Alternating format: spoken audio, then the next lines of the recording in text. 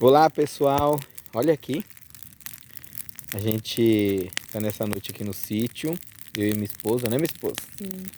Glória a Deus. E a gente aproveitou para queimar aqui, ó, umas folhas que a gente Limpou, né? limpou Aqui. o quintal todo aqui, né? Uhum. Limpou tudo. Deixa eu mostrar aí, pessoal. Ó, tá escuro, a casa tá lá em cima, tá vendo? Olha que Não foi bonito. só lanterna, né? Só lanterna. Uhum. Tem uma fogueirinha que a gente fez lá em cima. A gente limpou todo esse quintal aqui. Aí a gente agora veio, depois de muito serviço hoje aqui no sítio, trabalhamos bastante aqui.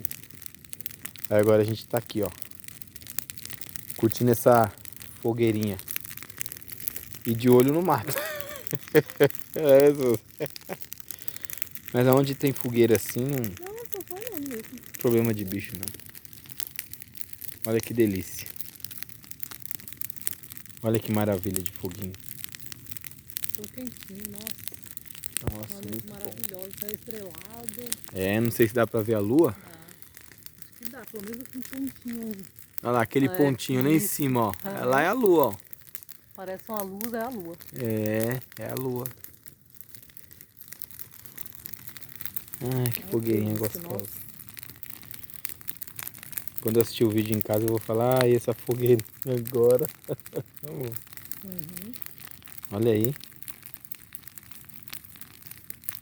E o fogo consome mesmo, ó. Rapidinho, né?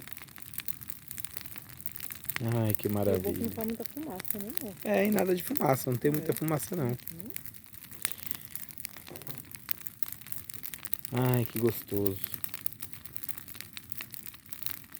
É isso aí, pessoal. Se inscreva no nosso canal. Vem pro sítio com a família Santos. Deixa o seu joinha, compartilhe aí. E curta com a gente aí. Você que tem um sítio, você que quer comprar um sítio. Sabe muito bem como é importante, né? A gente compartilhar as nossas conquistas assim, né?